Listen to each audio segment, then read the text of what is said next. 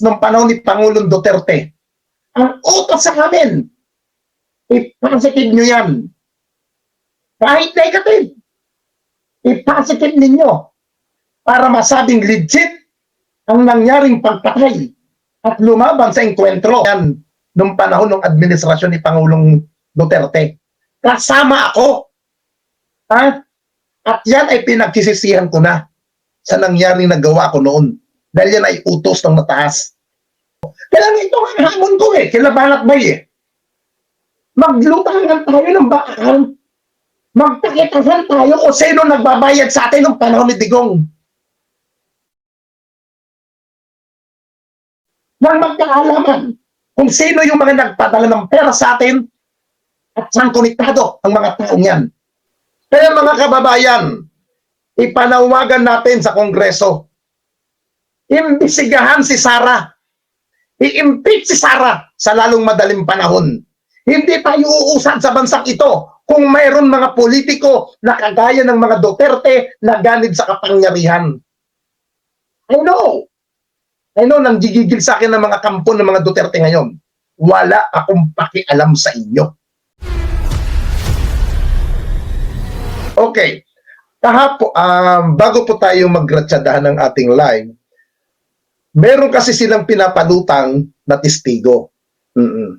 May testigo daw sila na personal daw, di umano.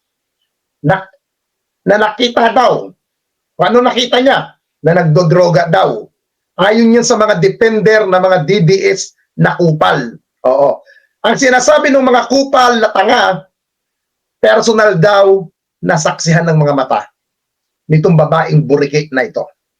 Ang nakakatawa rito, sa pinangangalandakan nilang matibay daw ang ebidensya at testigo na nagdodroga daw ang ating Pangulo, mismong sa bibig ng kanilang testigo nang galing ang salita na hindi niya personal nakita. Panoodin niyo po to, maiksi lang po ito ang video. If you ask me na front harapan na kami ng presidente, hindi ko nakita yun. Narinig niyo po? Yung sinabi ni Cathy, binagbabunag. Kung tatanungin siya, kung personal niya bang nasaksihan na nagdodroga ang Pangulo, simple pong sagot niya.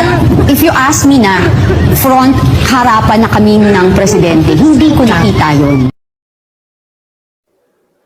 Oh, ano na? Nasaan ang pinagmamayabang ninyo na testigo nyong hilaw? Ha? Na testigo nyo? Ha? Ha? Nasaan na yung pinagmamayabang ninyo na testigo nyo? Ha? Ha? Maghanap uli kayo ng testigo na matibay. Yung matibay na magsasalita at kayang panindigan ng mga bibitawan niyang salita. Hindi yung kukuha kayo ng testigo laban sa Pangulo na ang testigo nyo pa ipakantot. Ha? Hindi yung pakantot. Hindi yung kabit. Ha? Ito. Tama sinabi niya. Los mo na Makati. Yan. Makati, ang poki ng babaeng yan. Tapos sasabihin nyo, matibay na ebidensya, matibay na testigo, putang ina nyo. Ha? Ipalina mo, kaman magiging testigo to. If you ask me na front harapan na kami ng presidente, hindi ko nakita yun. Ha? Hindi ko nakita yun. Ibig sabihin, walang dating ang pagtitistigo niyan. Oh. Gawa. Na pinagtagpi-tagping kwento para lang manira ng reputasyon.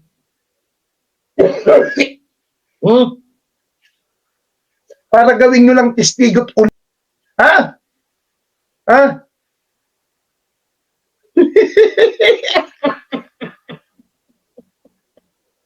Mismo nagsalita, doon mismo sa programa ng mga Kibuloy. Diyos ko po. Walang kredibilidad.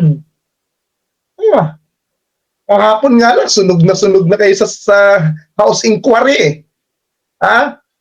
Alam niyo kahapon, dito muna tayo sa babae itong burikin to. Baka hindi niyo po nakikilala ang babaeng niya kung sino ba ang babaeng yan. Kung ano ba ang level ng babaeng pa yan. Ha? Pakinggan niyo itong mabuti. Panoodin niyo to. Sino ba itong si Cathy Binag? Ang babaeng star witness ko no ni Maharlika sa kanyang pekeng pulburon video at sa di umano'y pagiging drug user ng Pangulo. Kasama siya sa mga ambisyosang palaka na pilit gumagawa ng paraan upang siraan ang administrasyon. Ito ay upang mangagaw ng kapangyarihan at iluklok si Sara Duterte bilang presidente. Sa mga hindi nakakakilala kay Cathy Binag ay siya po ay dating kabit at laruan bilang parausa ng negosyanteng si Tony Boy Florendo. Siya rin Yan yung babae na pumapatol sa mga gurang na mayayaman para magkakwarta. Tapos gagawin yung testigo. Wala na ba kayong makuha babaeng matino? Ha? Wala ba kayong mahila na siraulo na pwedeng magtestigo? Ha? Nakakahiya naman kayo, mga ha? Nakakahiya. Gagawa kayo ng kasinungalingan, kaletsihan, kahindutan. Palalabasin nyo, bayani ang babaeng yan. Kailan pa naging bayani ang isang dating pokpok na dating puta? Na dating kabe? Ha? Ha? Ito, may nagtatanong. Magkano po per kilo ng tipay? Jose, Rosal, I'm sorry sa tanong mong yan kung magkano po ang per kilo ng kipay, hindi ko po alam. Kasi hindi po ako kumakain ng kipay. Ha? Ang kinakain ko po, hindi ko po pinakahiya. Ang gwapo ang sinusubo ko. Hindi ako interesado sa mga kipay-kipay na yan. Alam mo, Mr. Jose Rosal, kung gwapo ka, mabango ang tika naman, bagets ka pa. Mag-usap tayo. Pero nakita ko naman yung picture mo dyan. Burang ka na. Wala tayong dapat pag-usapan, kuya. Ha? I'm sorry. Hindi po ako kumakain ng kipay, kaya hindi ko alam kung magkano ang per kilo ng kipay. Kasi ang gusto ko, batuta. Ha? Alam mo ba yung batuta? Ang gusto ko. Hindi ko gusto. Ito, butang inan to, nag-comment na to. Burat na kinakain ni Cap. Yes, I like that. I love it. Yes. Robocop, MC. Yan ang gusto ko. Yung sinabi mo yun, hindi ko kailangan ng kipay. Tangina, nagdidiri ako dyan. Ha? Bigay mo sa akin si Cathy. Hindi ko yan, Miss Banag. Nako, sasabunutan ko yan, mga kaibigan. Ha? Pero hindi po. Balik tayo, seryoso tayong usapan. Sabi ko noong mga past day, kung kukuha ng testigo ang Senado para gamitin sa kanilang mga pautok, sa kanilang mga kaartihan, para sa kanilang pagsasalitain, laban dyan ng gagawin sa Senado, sana i-check background mabuti. Sana alamin mabuti kung ano ba ang kredibilidad ng isang tao ang palulutangin nila sa Senado para lang magngaw-ngaw, para lang magsalita ng laban sa Marcos administration. Kasi kung hindi nyo kayang i-check ang background at paghahayaan yung magsalita niya sa Senado, para kayong mga gago. Ha? Sa bandang huli, puros kayong mga kupal. Ha? Tingnan lang yung ginawa nyo kay Jonathan Morales. Pinagsalita ninyo kung ano-anong mga ka-ekletsihan. Ano nangyari? Bagsak. Di ba? Tapos ngayon, maghihina na naman kayo ng isang tanga. Di ba? Tapos sasabihin nyo, may kredibilidad. Ha? Wala ba kayong mahila? Ha? Hanggang ngayon, hindi nyo matanggap na si Pangulong Marcos, na ang Pangulo ng bansa na hindi nyo madiktahan, hindi nyo mahawakan sa leeg, at atat na atat kayo na ipaupo ang babaeng si Sara Duterte. Ha? Ang linaw dito sa video, sa sinasabi ni Sara, parinig ko tumuli, baka nakakalimot tayo. Ang linaw ng sinabi ni Sara, wala akong pakialam kung ano man ang lumabas sa social media. Kung totoo man yan o hindi, sisirain ko kayo at kayo ko nang bitawan ang pwestong ito. Mismong kay BP Sara nang galing ito. O, ang motive dyan is very simple. Mababasa mo naman kaagad eh. Ang motibo dyan is perpetuation in power. So lahat ng threat sa power mo, sisirain mo talaga.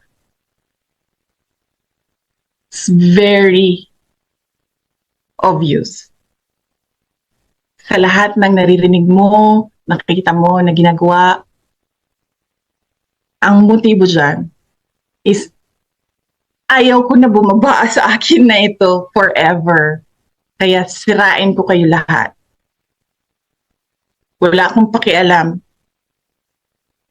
kung totoo man o hindi ang paninira ko sa inyo. Basta lang masira kayo. Yan yung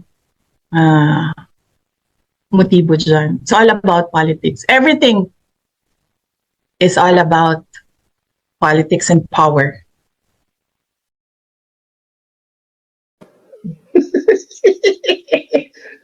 Siguro naman mga kaibigan, naintindihan nyo ang sinabi ng ating Vice President. Naunawaan ninyo naman siguro. Di ba? Kaya, sabi ko nga, kung ano man ang ipatakalat ng kasiraan ng mga black propaganda, ng mga kampon ni dating Pangulong Duterte, isa na yan, part na yan doon sa sinasabi ni BP Sara. Di ba?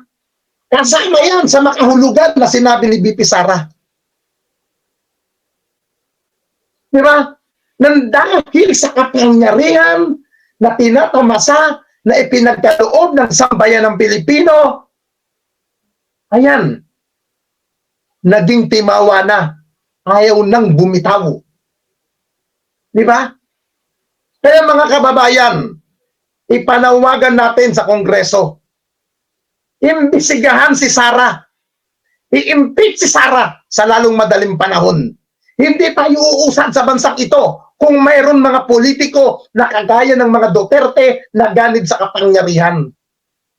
I know, nang gigigil sa akin ng mga kampon ng mga Duterte ngayon.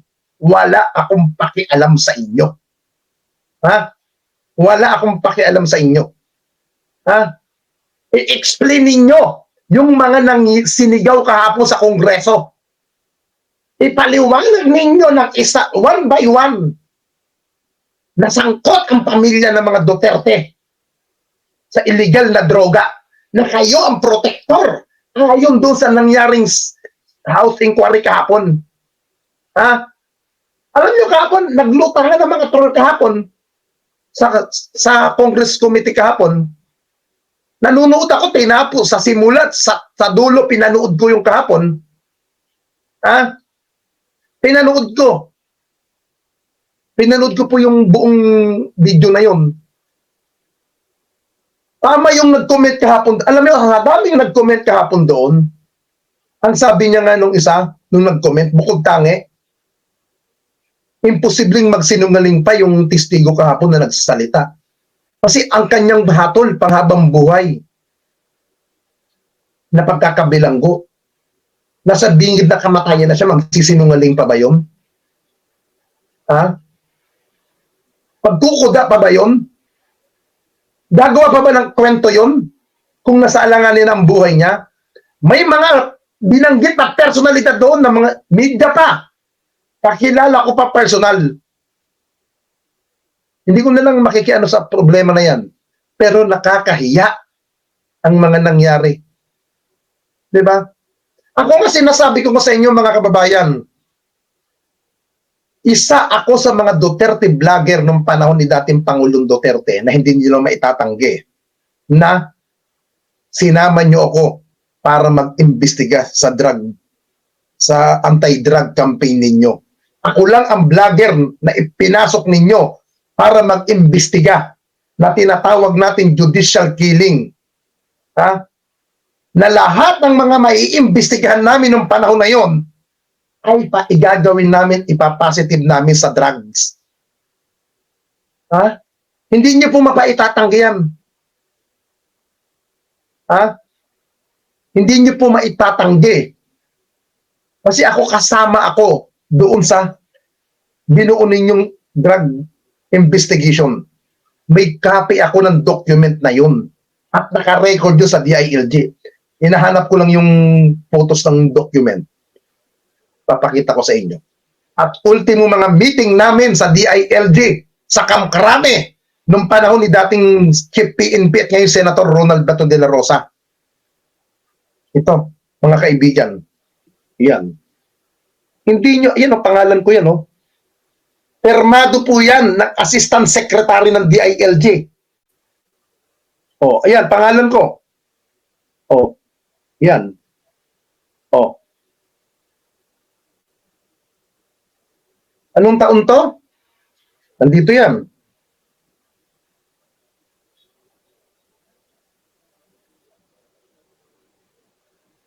(2016), mga kababayan. Oh. Ito. Ilang kaming investigator dyan. Ang hawak ko dyan para sa mag-imbestiga. Region 1, Cordillera, Region 4, Calabarzon ang hawak ko. Para mag-imbestiga doon sa mga napatay sa anti-drugs campaign noong panahon ni dating Pangulong Duterte. Permado yan ng Assistant Secretary ng DILG. At naging Undersecretary pa ng DILG. At ngayon kasalukuyan, Undersecretary ng DepEd. Ito pa yung mga picture namin. Ito pa yung ibang document dyan. Oh. Hindi nyo mapapasinungalingan yan, mga gago. May serial number yan. Permado pa ni Secretary Mike Sueño yan. Oh. Kaya kayo doon sa mga nagdudulong-dulungan na mga supporter daw ni Digong, nagawa-gawa lang daw yan. Isa kayong malaking tanga. Huwag kayong magmarunong, mga sabi ko nga, Duterte kayo.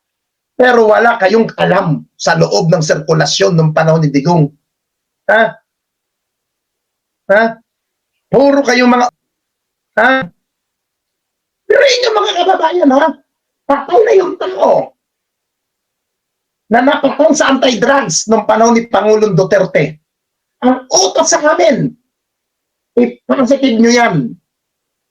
Kahit negative, i-positive ninyo para masabing legit ang nangyaring pagpatay at lumaban sa enkwentro. Mahirap yung magsasabi tayo na hindi tayo kasama doon sa mga meeting na yan nung panahon ng administrasyon ni Pangulong Duterte. Kasama ako. At yan ay pinagsisisihan ko na sa nangyaring nagawa ko noon. Dahil yan ay utos ng mataas. Ngayon, sasabihin nyo may stopak ako. May saltik ang ulo ko. Ang problema para yung mga musmana ng panahon ni Digong, bakit kinuha nila ako? Bakit isinama nila ako dyan? Sa nangyaring meeting na yan. At hinayar kami nung panahon ni Digong.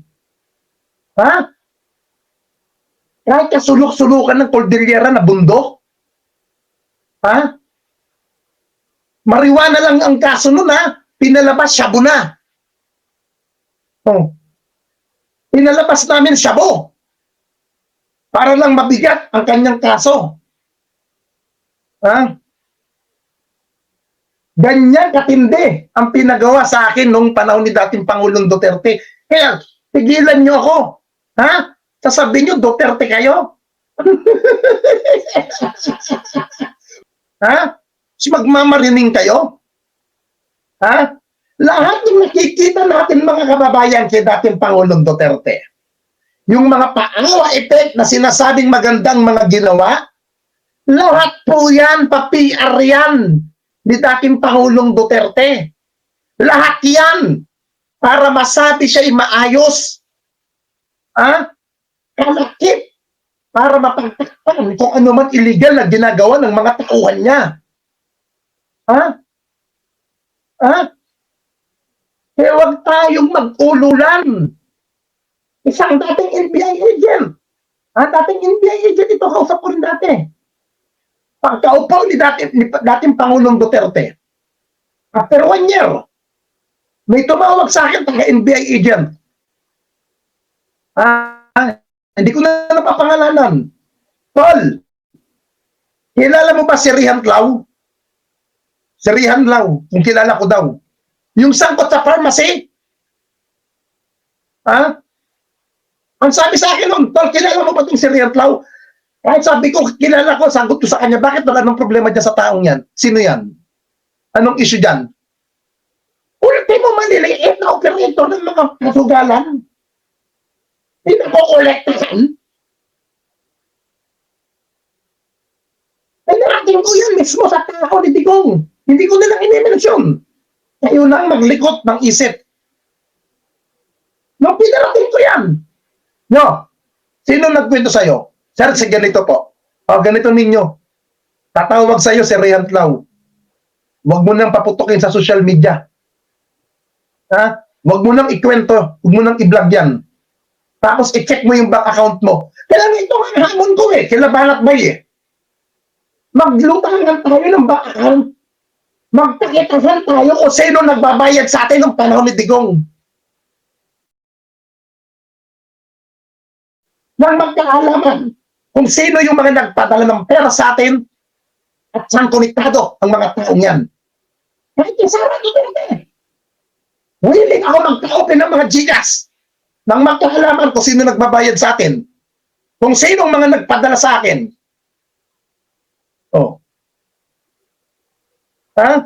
Ito pangalan lang babanggitin ko rito Anong sinabi ng isang Jeffrey? Isang Jeffrey na hindi ko na lang sasabi kung saan connected dito. Pero tao to ng mga Duterte.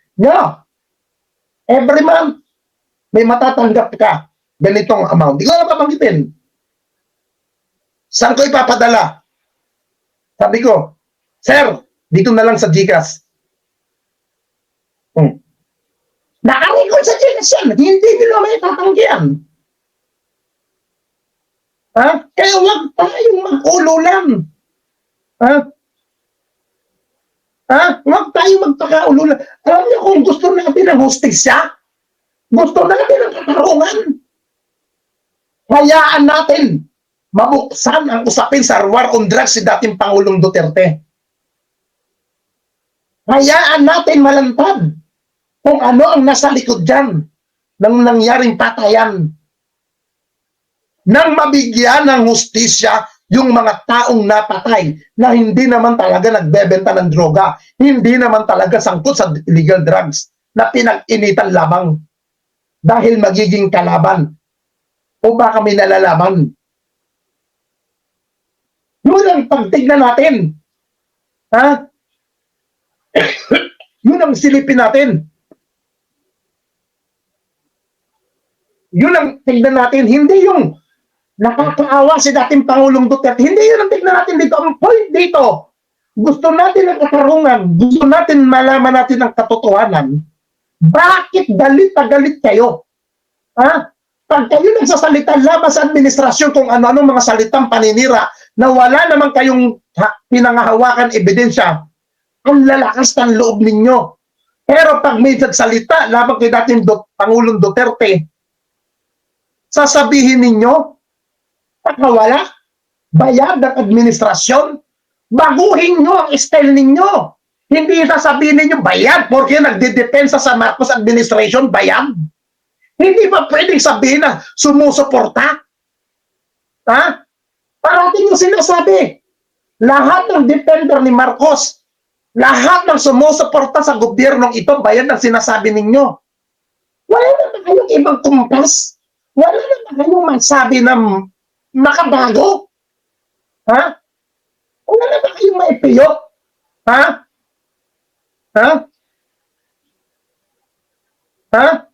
Bakit nagdeklara ng war on drugs ang drug lord ka?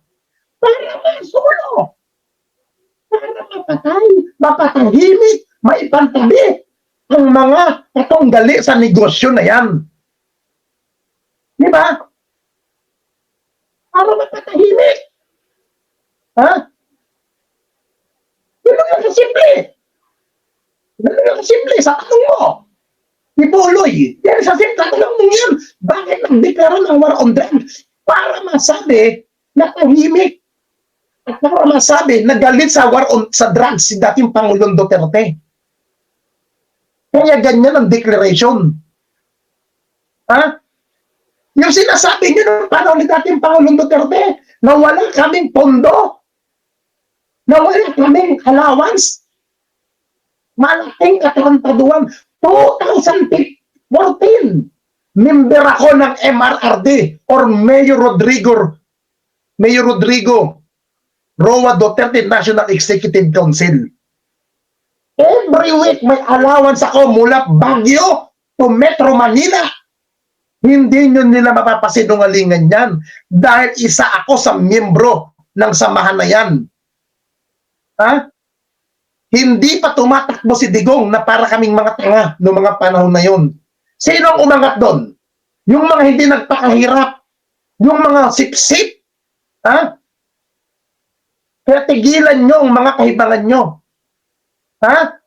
Yung mga nagsasabing Duterte supporter vlogger, kailan lang pa kayo sumulpot dyan? Kailan lang pa kayo nakita ko dyan? Ha? Sino bang pinagpuprotektahan nyo? Ang sambayan ng Pilipino o ang isang personalidad dahil may kalakip na pundo, may kalakip na kwarta. Ha? Huwag tayong mag-ululan, mga kaibigan. Kasi, yung pinanggagalingan nyo ngayon, galing na ako dyan. At hindi basta galing ako dyan. Pasok ako sa community na yan. Ha? Pasok ako dyan. Ako naglalay ako sa loob mismo ng Malacanang. Panahon ni Duterte. Pasok ako ng Malacanang. Pumupunta ako ng Davao. Sagot nila. Transportation ko. Mula sa eroplano, mula sa hotel. Kaya tigilan nyo kalihibangan ninyo, mga putang ina ninyo. Ha?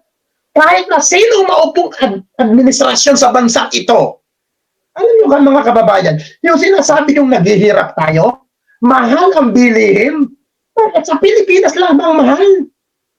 Ha? Sa Pilipinas lang bang maraming naghihirap? Hindi. Kahit na sinong magaling ang maupo dyan sa Malacanang, pag ang isang tao, tamad, batugan, hindi marunong magsumikat sa buhay, wala kang lalamunin.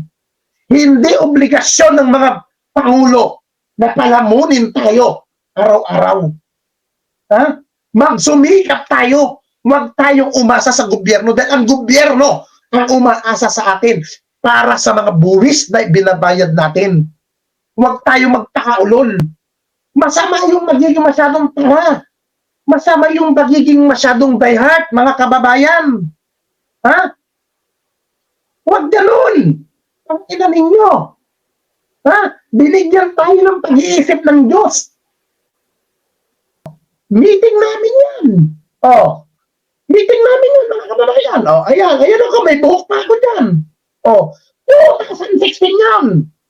Oh, ayan, nagbi-meeting kami dyan. Anong meeting namin? War on drug. Uno, para i-positive yung mga napatay. Ha? Para i-positive. Ipaklabasin. Tama ang ginagawa ni dating Pangulong Duterte. Ha? Kaya tigilan nyo. Ha? Ayan. Akala nyo lalaki-lalaki ang datingan ko dyan, pero bakla yan. Ayan. Oh. Yan. Oh. Kaya mayroon ba kayong ganyan? Ha? Oh. Ito, sumanalangit na wato si General Casculan. Oh. Oh, ayan, permado ng dating DILG Secretary. Ha? Kaya tigilan nyo ang pagpapanggap ninyo na kayo'y maka-Duterte. Ha? Yan ang talo ko kayo eh. Ha? Yan ang talo ko kayong mga vlogger ng mga Duterte. Kaya sinasabi nyo may sapak ako, kaya sinasabi nyo may something ako, pero hinila pa rin ako ng administrasyon ni Pangulong Duterte para mapabilang doon sa investigation body para sa judicial killing. Nakasama po ako doon. Yan ay hindi nyo mapapasinungalingan, mga po. Dahil may record ang PNP at ang DILG. Nakasama ako dyan.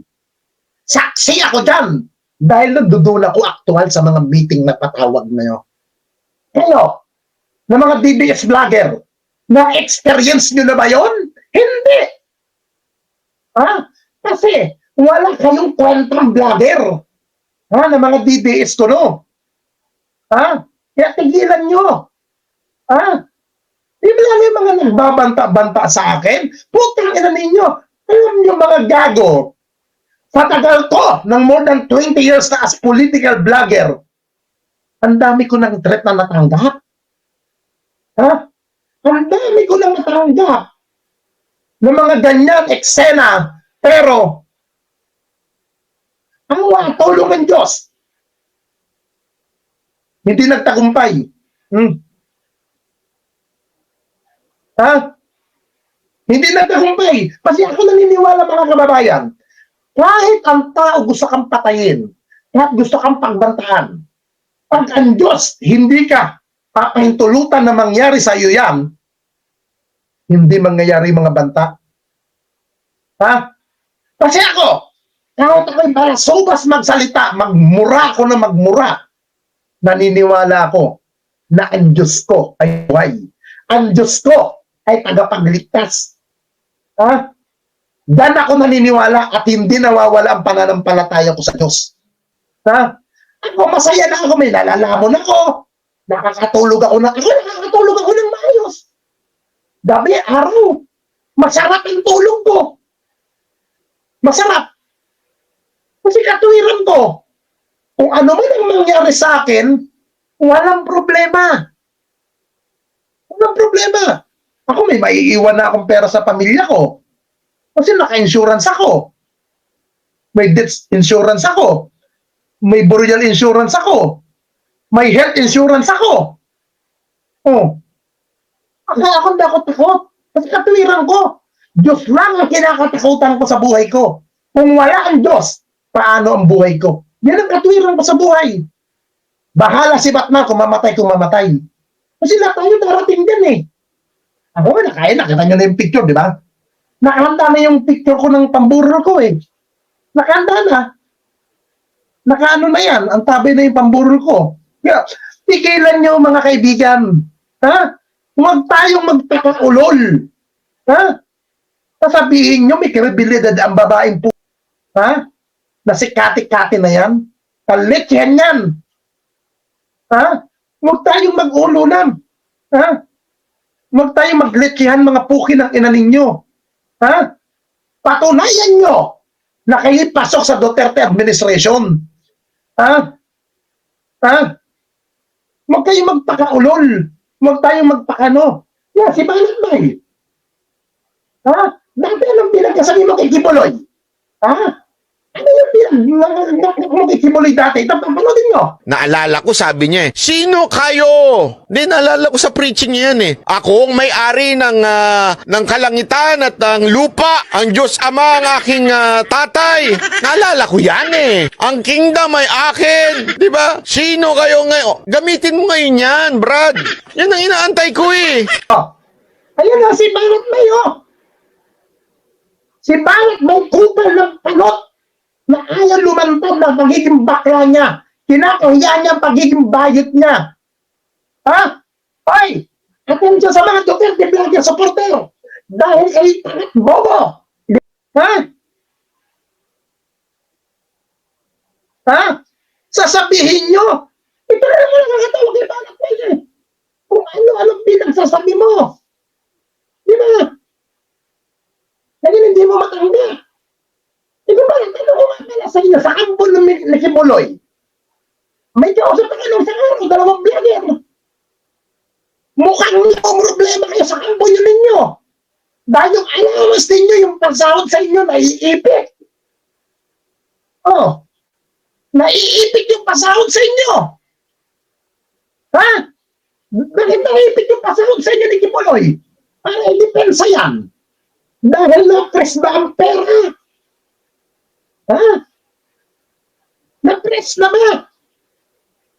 Hindi na makapagpalabas ng kwarta. Ha? Ha? Ha? Tapos bibigyan ka naman kayo sa isang, ay naku po. Ha? Si Bimar!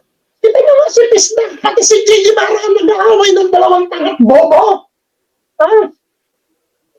Itong si Gigi Barra, nilalang na ito sa mulpot sa pagiging political vlogger. Ha? Pero naman nagkaroon ng utang sa political vlogger. Pukin ang ina mo ka. Ha? At upagin mo yung mga iniscam mo. Ha? Sa Itbulaga. Ha? Ha? Nagdikit ka na sa Duterte. O lol! Alam mo kung anong naranasan niya sa Duterte ngayon? Naranasan ko na dati yan. Yung kumakain kami na magkakaharap. Yung nagko-close door meeting kami. Ranas ko na yan. Ha? Ang mandayaling nga si Bayat Bay. Si Banat Bay. Baka mamaya, magka-problema. Dala-dala yung pera ninyo para sa inyo. Ha? Ha? Ayusin nyo yan. Putangin na ninyo, kayong mga vlogger ng Duterte vlogger, nag-aaway-away kayo. Dapat nagkakasundo kayo. Dapat tigilan niyo yung awayan ninyo sa social media. Kayo na lang mga magkakasamang tanga. Nagbuuntugan pa kayo. Di ba mamaya? Mabawasan kayo dyan. Ha? Ayaw ni Tingkong yan. Ha? Kaya yung isang babaeng manjakol may nangahawak ng bayan. Tahimik na si Mocha. Oh, yun ang gayahin ninyo. Ha? Binag-text pala sa akin, mga kababayan, basahin ko nga itong message. Sino ba yung sinasabing small? Ha? Babanggitin ko ba ito sa ano? Kasi may nag-text sa akin. Ito, kaibigan ko ito. Ha? Kaibigan ko itong personal. At personal itong minalalaman sa loob ng kampo ng Duterte. Kaysa sa akin. Ano sabi niya?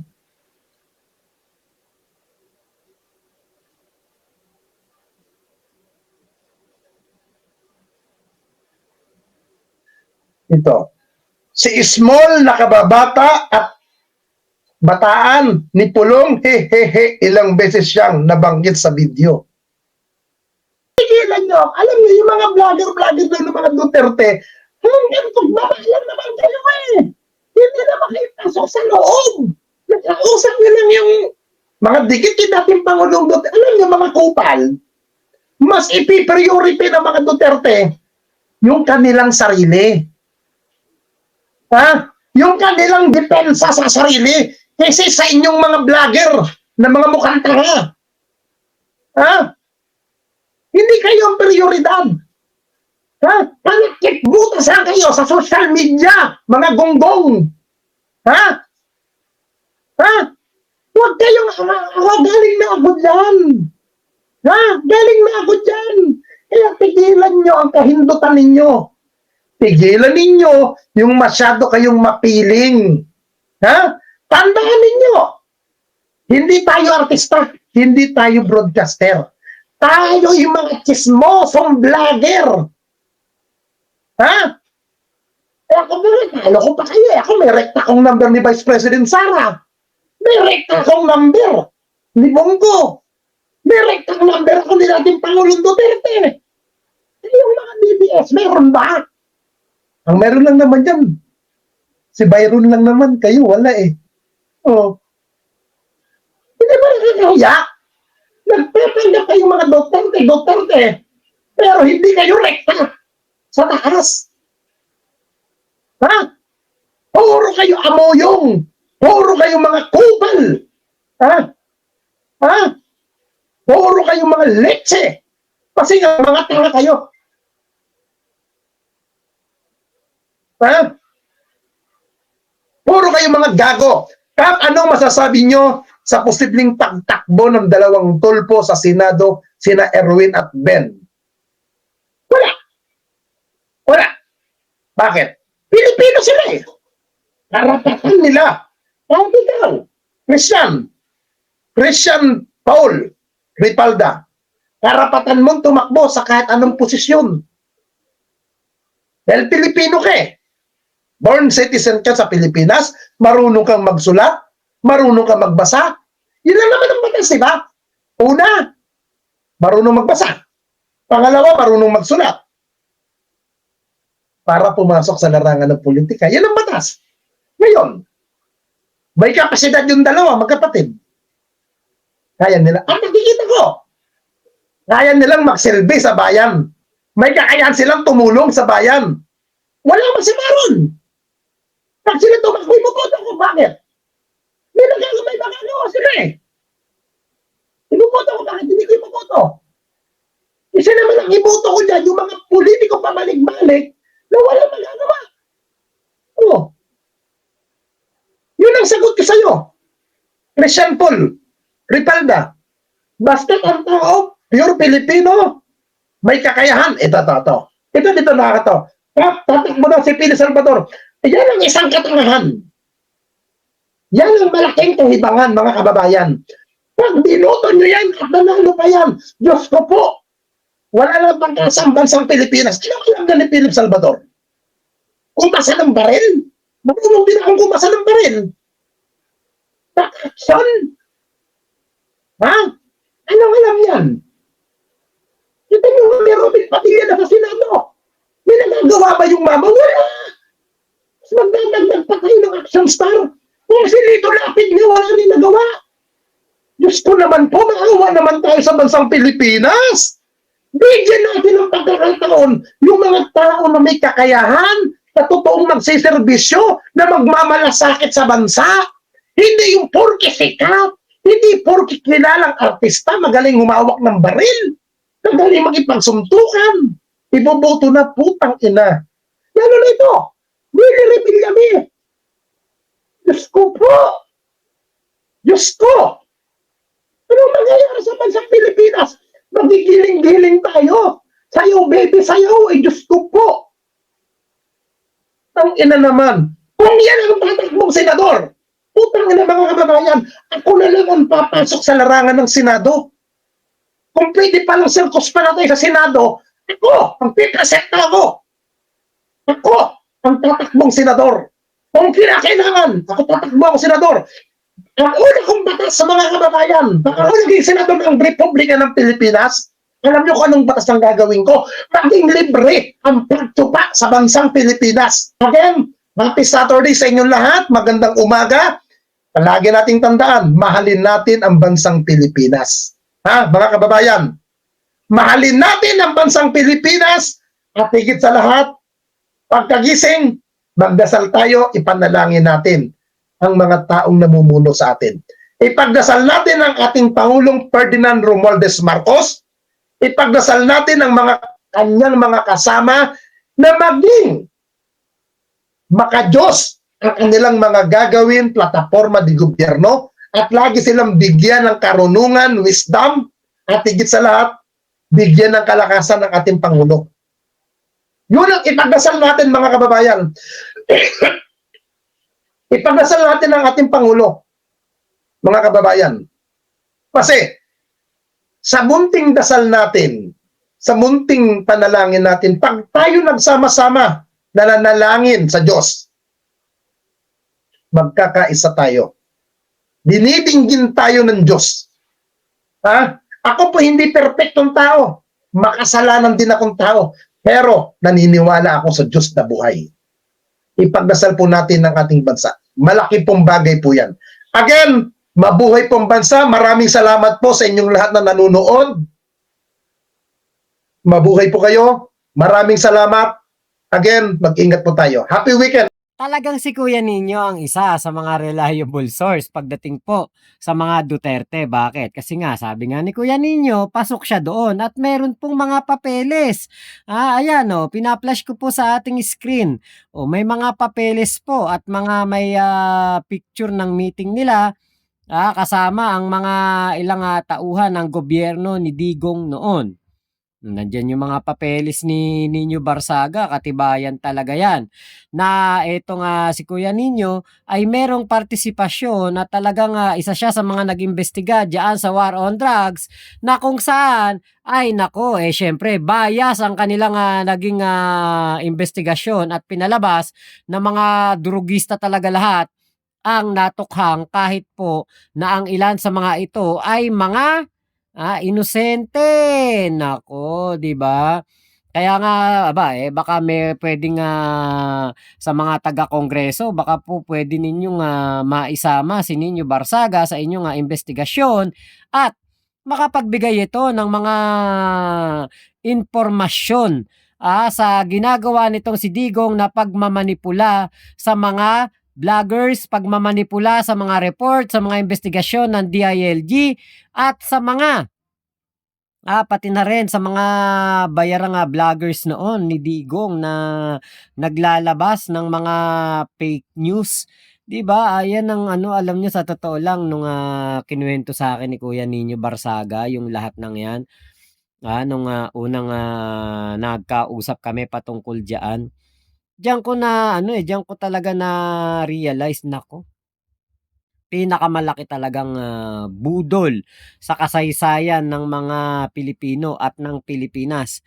Etong nangyari na pamumuno ni Digong na kung saan binudol tayo. Akala natin talaga lahat ay maayos. Akala natin lahat talaga ay, maganda ang kanyang pamamalakad, walang pagmamanipula, walang, panggagantiyo, panloloko sa taong bayan. Eh, yun pala, naku. 'Di ba, may magpapatotoo na totoo ang EJK. Eto si Nino Barsaga, tapos si Espinido. 'Di ba nung nakaraan nakausap ni Kuya Nino si Espinido patungkol diyaan sa ano, sa war on drugs sa EJK. Ayan na, ano pa bang mga katibayan na kailangan ninyo? 'Di ba sana eto ring mga pagdinig na 'to sa Kongreso, baka naman puwedeng kasuhan niyo na si Digong sa ginagawa niyang, sa ginawa niyang, EJK sa war on drugs. 'Di ba baka naman puwede niyo na pong aksiyunan 'yan mga mahal naming, kongresista. Baka naman po puwede niyo nang gawin yung matagal na pong panawagan ng mga Pilipino, na bigyan ng hustisya ang biktima ng EJK at ipakulong si Digong. Pabor pa nga kay Digong 'yan kasi kapag naidemanda si Digong dito sa ating bansa, puwede na po na hindi na siya isuko sa ICC. Dahil kailangan niyang tapusin muna ang kanyang mga kaso dito sa Pilipinas bago siya isuko sa ibang bansa o sa ibang entidad para siya po ay malites patungkol sa kanyang, crime to humanity na ginawa. Sana po talaga mabigyan ng hustisya ang mga nadamay po sa tindi na war on drugs na ultimo mga inosente po ay ginugurgur para lamang makakota ang ating mga kapulisan. Sana po mabigyan sila ng hustisya. Sana po yung pamilya na humihiyaw ng hustisya ay magkatotoo na ang kanilang mga panalangin. Maraming salamat po sa pagsama nyo dito sa aming vlog na ito. Salamat kay Kuya Nino. Ingat po kayong lahat. Nasan mang panig kayo ng mundo, Momo, Chup, Chup. Love you, love you. God bless us all, Pilipinas. God first. Salamat po.